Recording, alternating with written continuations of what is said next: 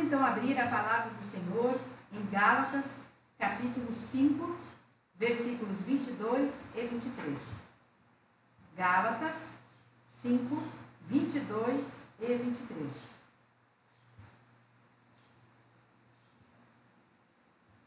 Mas o fruto do Espírito é amor, alegria, paz, longanimidade, benignidade, bondade, fidelidade, mansidão, domínio próprio. Contra estas coisas não há lei. Oremos. Pai querido e amado, nós te agradecemos pela tua palavra, porque a tua palavra é verdadeira e tudo que aqui está escrito vai acontecer, porque o Senhor foi quem disse essas palavras. Por isso, Pai, nós acreditamos. E agora, Deus, após feita a leitura da tua palavra, nós pedimos que o Senhor venha nos ensinar, venha falar conosco, que nossos ouvidos, mentes e corações estejam atentos somente ao Senhor neste momento. E que não hajam distrações ou perturbações que nos impeçam de te ouvir e compreender o que o Senhor deseja nos ensinar neste dia. Muito obrigada, Senhor. Usa, meu Pai, como instrumento nas tuas mãos. E ao falar, não seja eu, mas o teu Espírito Santo fale através de mim. Usa-me e fala agora, em nome de Jesus. Amém. Muitos já conhecem esse versículo, mas muitos não sabem o que significa esse fruto do Espírito, que, aliás, é o tema da nossa mensagem de hoje. Fruto do Espírito. Muito bem. Primeiramente, nós temos que entender por que é fruto do Espírito e não frutos do Espírito. Isso é a primeira coisa que nós temos que entender. E para entender por que é falado no singular e não no plural, nós temos que olhar para as ações pecaminosas, que são chamadas de obras da carne. Percebam que obras da carne está no plural, mas fruto do Espírito está no singular. Por quê? As ações pecaminosas estão no plural porque são muitas. Muitas podem ser as ações que nos levam a pecar, muitas podem ser as ações que nos afastam de Deus, muitas são as ações que nos fazem desobedecer a Deus e pecar. Por isso, obras da carne. Tudo aquilo que nós fazemos ou deixamos de fazer que é em desacordo com a palavra de Deus, que é em desacordo com a vontade de Deus, dos ensinamentos de Deus. Então, realmente são muitas. Agora, fruto do Espírito, ou seja, as ações boas do Espírito, elas são uma só. É fruto do Espírito. Mas aqui tem 9. E se vocês contarem, né? São 9. Como que eu posso falar que 9 ações aqui pode ser chamado de fruto? Porque é unidade. Fruto do Espírito é uma unidade. Então são 9 ações em uma só. Ou seja, todas as capacitações pertencem a um único fruto. Porque isso aqui que a gente fala, amor, alegria, paz, são capacitações. Então, todas essas capacitações, elas pertencem a um único fruto. Então, o fruto é um só. Porque quem tem o fruto do Espírito, ele deve possuir todas essas capacitações, todas essas ações. Quando nós aceitamos Jesus como Senhor e Salvador, nós então passamos a receber o Espírito Santo de Deus, passamos a ser templo do Espírito Santo. E quando o Espírito Santo está morando em nós, está vivendo em nós, ele começa a nos capacitar. Não somos nós que nos capacitamos, mas o Espírito Santo é quem nos capacita. E qual a capacitação, ou melhor, as capacitações que o Espírito Santo faz? O que diz o versículo? Amor, alegria, paz, longanimidade, benignidade, bondade, fidelidade, mansidão e domínio próprio. Então, essas 9 capacitações é o Espírito Santo que nos confere. Quando nós deixamos, quando nós nos aproximamos de Deus, queremos aprender a vontade de Deus, queremos aprender os ensinamentos de Deus, e então o Espírito Santo começa a nos capacitar, nos concedendo essas 9 capacitações. Então, fruto é no singular, porque é unidade, porque todas essas capacitações pertencem a um único fruto. Então, nós precisamos ter o fruto do Espírito, ou seja, precisamos exercitar todas essas capacitações. Agora, feita essa introdução, nós vamos ver agora cada uma dessas capacitações, o que de verdade significam. Amor, benignidade, paz, alegria, mas o que é cada uma dessas capacitações? O que elas são e significam? Ou seja, o que eu tenho que fazer para possuir, para exercitar essas capacitações? A primeira é o amor. O que é o amor? Primeiramente, o amor é a base para todas as outras capacitações, para todas as virtudes. Tanto é, eu sempre quando falo em amor, eu me lembro de uma ilustração.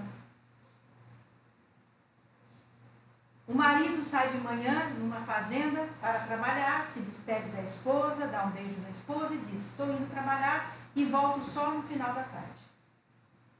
Aí, após passado um tempo, bate na porta, a mulher abre, são 3 homens. E eles dizem assim: precisamos conversar com seu esposo. E ela diz: meu esposo saiu para trabalhar, mas se quiserem aguardar, logo eles estão chegando. E eles se sentaram assim, no quintal e ali ficaram aguardando. Quando o marido chega, a esposa conta a respeito deles e o marido então vai recebê-los. E eles se apresentam como o amor, a prosperidade e a alegria. Aí, esses homens se apresentam e quando eles, e o marido, né, os convida para entrar. Vamos entrar, né, comer conosco. Quando eles estão indo, eles falam assim: para que nós não poderemos entrar sem que o Senhor escolha um de nós. O Senhor tem que escolher. O Senhor prefere que o amor entre na sua casa, que a prosperidade entre, ou a alegria entre? Aí, eles pediram um tempo, os 3, o marido e a mulher, e foram conversar. E agora? Quem que nós vamos convidar? Porque, puxa, prosperidade é bom, né? Nós estamos precisando de dinheiro, a gente tem que ter uma vida boa, tal. Então, seria muito bom convidar a prosperidade para entrar.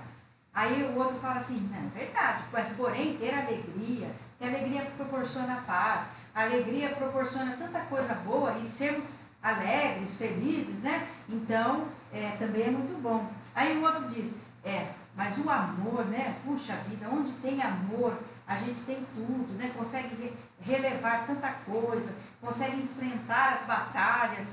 Então, o amor. Aí ali eles ficaram, até que chegaram numa conclusão. Escolheram. Quando chegam lá fora, dizem: já escolheram? Já escolhemos. E quem que vocês escolhem? Aí o casal diz: nós escolhemos o amor. Aí o amor pega e se levanta e começa a entrar. Só que quando o amor se levanta e começa a entrar, os outros 2 também entram. A alegria e a prosperidade. Aí o homem falou assim: viu, mas eu não tive que escolher um só para entrar. Ele falou assim: porém, se o Senhor escolhesse o amor, todos nós poderíamos entrar. Mas se o Senhor escolhesse a felicidade ou a prosperidade, não. Mas como o Senhor escolheu o amor, todos nós podemos entrar, porque o amor, ele traz a prosperidade, o amor, ele traz a felicidade e a alegria. Então, é exatamente isso. O amor é a base para todas as capacitações. Então, o amor tem que existir, para que possam existir a alegria, a paz, a longanimidade, benignidade, bondade, fidelidade, mansidão e domínio próprio. Porque o amor, ele não é apenas um sentimento. Ele é um sentimento que exige ação. Então, quando você ama, você diz que ama alguém, você faz as coisas por essa pessoa. Você age em favor dessa pessoa. Seja em qualquer tipo de ação que você tenha que ter. Então, o amor, além de ser um sentimento, ele é uma ação. Você demonstra através de ações. E traz todas, se carrega, né, todas as outras capacitações, todas as outras virtudes. A segunda, alegria. O que é a alegria? A alegria é a consequência direta do amor. Quem ama tem alegria. Quem ama é feliz. Então é uma consequência direta, né? E é uma alegria, é aquela verdadeira alegria. Não uma alegria passageira. Ah, porque algo deixou a gente feliz, fica alegre, daqui a pouco já volta a ficar triste, desanimado. Não. Essa alegria que vem do amor, que é uma consequência do amor, o fruto do Espírito, ela é a verdadeira alegria. Por quê? Porque quem tem fruto do Espírito tem Jesus Cristo. E Jesus Cristo nos traz a verdadeira alegria. Uma alegria que não é passageira, uma alegria que vai existir sempre, inclusive nos momentos difíceis, inclusive nos momentos de dor. As pessoas não conseguem entender como que pode, num momento difícil desse, de dor, a pessoa ainda ser alegre, porque essa alegria é a verdadeira, é a alegria que vem de Deus. Então nós vimos aqui o amor e a alegria. Agora, a paz. A paz tem sempre aquele que tem prazer, vamos falar assim, tem prazer na vontade de Deus. Tem prazer em cumprir os mandamentos de Deus. E pelo amor, preste atenção, o amor está envolvido em todas. E pelo amor que sente, ele tem essa necessidade. Necessidade de amar a Deus acima de todas as coisas, necessidade de amar ao próximo como a si mesmo, e a partir daí ele tem paz. Porque a paz é o prazer de fazer a vontade de Deus. Então, quando nós fazemos a vontade de Deus, quando nós estamos na presença de Deus e fazemos o que Deus quer que façamos, então nós temos paz. Porque estamos cumprindo realmente o que deve ser cumprido. Nós não há desespero, há paz e tranquilidade. Longanimidade. Que nome grande! Que nome é esse? O que é isso, ser longânimo? Ter longanimidade é paciência. Paciência de alguém que foi modificado. Modificado por Deus, por ter aceitado Jesus, pela ação do Espírito Santo. Pela paciência, nós confiamos e esperamos o tempo certo de Deus para agir em nossa vida. A paciência, ela nos dá essa tranquilidade. Nós não entramos em desespero quando somos longânimos, porque nós somos pacientes, confiamos em Deus e sabemos que no tempo certo, na plenitude de Deus, Deus então vai agir em nosso favor, responder nossas orações, fazer o que é necessário ser feito, e nós não ficamos desesperados. Porque o desespero, às vezes, nos leva a fazer coisas que não éramos para fazer e queremos dar uma ajudinha a Deus. Mas Deus não precisa da nossa ajuda. Nós é que precisamos da ajuda dele. Por isso, nós temos que ter paciência, sermos longânimos, não entrar em desespero e aguardar o agir de Deus no tempo certo nas nossas vidas. Quinto, benignidade. O que é ser benigno? Ter benignidade. Primeiro, resulta do amor. Claro, se o amor é a base de tudo, então a benignidade resulta do amor e é onde não causamos dor a ninguém.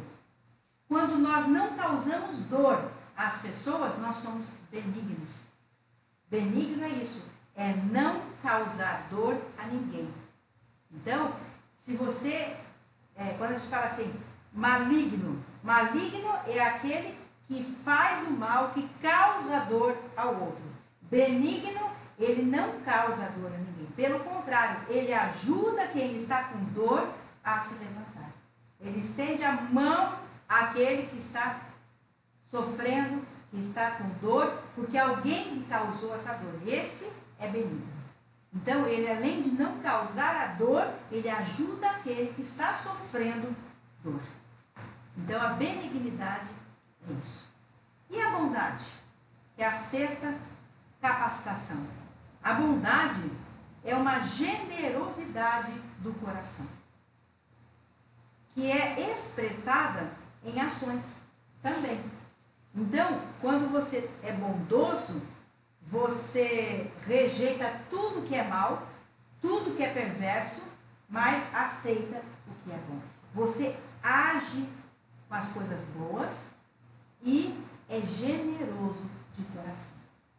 Você não é mesquinho, você não é egoísta, mas pelo contrário, você é generoso. E a pessoa que é generosa, ela tem bondade. 7. Fidelidade. Fidelidade significa lealdade. Claro, primeiramente a Deus. Ser fiel a Deus, ser leal a Deus, fazer o que Deus manda, seguir os seus mandamentos, não trair a Deus. Esse é o primeiro de tudo, porque Deus tem que ser o primeiro em nossa vida. Mas essa lealdade não é somente a Deus, mas a sua vontade também. A vontade de Deus. Então, lealdade a Deus, a vontade de Deus e aos homens. Nós não podemos ser falsos. Tem muita gente que se faz amigo do outro, mostra-se leal ao outro, mas na primeira oportunidade puxa o tapete do outro. Na primeira oportunidade faz coisas se mostrando uma pessoa falsa, mentirosa, que se aproximou porque tinha algum interesse. Mas na primeira oportunidade já mostra quem verdadeiramente é. Esse não é uma pessoa que tem fidelidade, lealdade. Porque aquele que é fiel, aquele que é leal, ele permanece firme com a pessoa em qualquer momento da sua vida, em qualquer situação, e não causa mal a essa pessoa para conseguir, às vezes, os seus objetivos. Então, fidelidade. Sejamos fiéis, leais a Deus, a sua vontade e aos homens. 8, mansidão.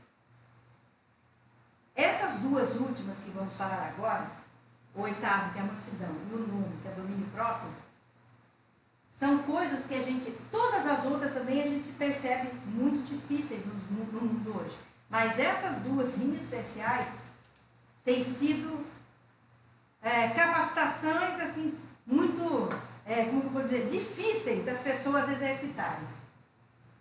Isso em qualquer lugar, principalmente no trânsito. A gente percebe muito isso. Então vamos ver. Por exemplo, o que é mansidão? Ser manso é o oposto de ser agressivo. Mansidão é o oposto da agressividade, da raiva, da violência. Então, nós temos quem é manso tem que ser gentil. Quem é manso tem que ser paciente. Não tratar a pessoa com violência, com raiva, com agressividade. E hoje o que nós temos visto no mundo é exatamente o contrário da mansidão. Não pode se falar nada, pronto, já acontece. Eu mesma um dia, dirigindo, eu estava na preferencial, um mototaxista simplesmente entrou, eu tive que dar uma desviada dele, porque ele bateu no retrovisor do carro, e eu abri o vidro e falei, moço, você não viu que você tinha que parar? Ele falou tantos palavrões para mim, mas ele usou de tantas palavras horríveis para mim, eu falei, meu Deus, o que é isso? Está errado, age errado e ainda xinga. Xingou mesmo, falou palavrões, ou seja, um espírito de agressividade, de raiva, de violência, mesmo estando errado. Mas independente de estarmos errados ou não, nós temos que exercer a mansidão, né? Temos assim, sermos gentis, Mesmo que a pessoa esteja gritando com a gente, esteja brigando, é melhor então se calar. Tal. Até a Bíblia diz, né, que a palavra branda desvia o furor. Então nós temos que exercitar a mansidão. E por último, o domínio próprio. A mansidão é de nós para as outras pessoas. O domínio próprio é de nós para nós mesmos. Então, o que é o domínio próprio? É a temperança. É a gente ser temperante. E o que significa isso? É a pessoa conter-se a si mesma. Ela ter o domínio dela, por isso que é domínio próprio. Ela se autodominar e não agir de forma que vai ser contra a vontade de Deus. Ela submete, a pessoa submete as suas vontades, as vontades dela, a Deus, sendo obediente a Deus. Então, eu não consigo parar de fumar. Você tem que se autodominar, ter o domínio próprio de dizer, não vou mais fumar. Eu não paro de falar mentira, de fofocar dos outros. Você tem que ter o domínio próprio em relação à sua língua e parar de falar isso. Eu tenho a mania de falar muito palavrão. Então você tem que se autodominar, ter o domínio próprio para não falar mais palavrão. Porque palavrões atraem coisas ruins sobre a sua vida, sua casa e família. Eu não sei parar de gastar. Aonde eu vou, eu gasto. Não estou precisando daquele sapato, mas eu vou, acho bonito e compro. Eu não preciso daquela bolsa, mas eu acho bonito e compro. Então você tem que ter o domínio próprio para não ficar gastando à toa. Para não ficar gastando sem necessidade. Né? Então são muitas as coisas na nossa vida que nós temos que ter a temperança de nos dominarmos nós mesmos. Então, e a gente vê isso no mundo também, né? Muito acontecendo e piorando cada vez mais.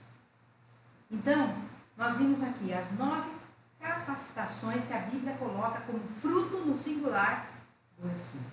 E a gente vê muitas igrejas, muitas mensagens falando, os frutos do Espírito. Não é no singular, é fruto. Senão a Bíblia tinha colocado no plural. Senão a Bíblia tinha colocado no plural. Mas a Bíblia fala, o fruto do Espírito. Então, que lembremos que para ter o fruto do Espírito, temos que exercitar essas 9 capacitações. Para que as obras da carne não tenham domínio sobre nós, mas que o nosso Espírito tenha domínio sobre as obras da carne. Por isso precisamos ter as 9 capacitações, o fruto do Espírito. Que o Espírito Santo possa ter falado com cada um nesse último domingo do mês de maio. No próximo domingo já estaremos no primeiro domingo de junho. Já estamos entrando aí no meio deste ano. Né? Parece que foi ontem que começou o ano, já estamos entrando aí no meio dele. Né? Então, que nós possamos meditar nessa palavra e mais do que meditar, ter entendido para poder praticar. Para que possamos ter o fruto do Espírito, exercitando essas 9 capacitações na nossa vida. Também compartilhe para que as pessoas aprendam a exercitar as capacitações, a ter o fruto do Espírito. Vamos orar. Senhor, obrigada pela Tua palavra, obrigada por nos ensinar mais uma vez. Que nós possamos ter entendido a Sua mensagem e possamos praticar na nossa vida. Nos dê o fruto do Espírito, Pai, que nós possamos realmente exercitarmos as 9 capacitações, as 9 virtudes do Espírito Santo. Muito obrigada, Senhor. Em nome de Jesus Cristo. Amém. Já estamos encerrando, já vamos orar encerrando, mas que o Senhor possa abençoar a sua vida nesta semana que se inicia. Que seja uma semana de vitórias, de bênçãos, de promessas sobre a sua vida, sua casa e sua família. Terça e quinta nós teremos os devocionais. Aliás, na terça vai ser o último devocional de maio e na quinta o 1º de junho. Então eu aguardo vocês para que a gente possa encerrar e começar no outro mês na presença do Senhor, aprendendo a sua vontade. E o próximo domingo é o primeiro domingo, onde teremos a celebração da ceia do Senhor. Então vamos orar para encerrar. Pai querido e amado, nós te damos graças por esses momentos em que passamos na tua presença. Obrigada por sempre nos ensinar para o nosso bem, para sermos abençoados. Fica com cada um de nós, nos cubra com teu sangue, coloca os anjos acampados ao nosso redor e livra de todo mal, seja humano ou espiritual. Guarda a nossa vida, a nossa família, nossa casa, os nossos animais e os nossos bens. Que a nossa semana seja uma semana muito abençoada, Senhor. Que o Senhor esteja no controle da nossa vida. Em nome do Senhor Jesus, nós oramos e agradecemos. Amém. Receba uma bênção. O Senhor te abençoe e te guarde. O Senhor faça resplandecer o seu rosto sobre ti e tenha misericórdia de ti. O Senhor sobre ti levante o seu rosto e te dê a paz. Vão todos na graça e na paz do Senhor Jesus.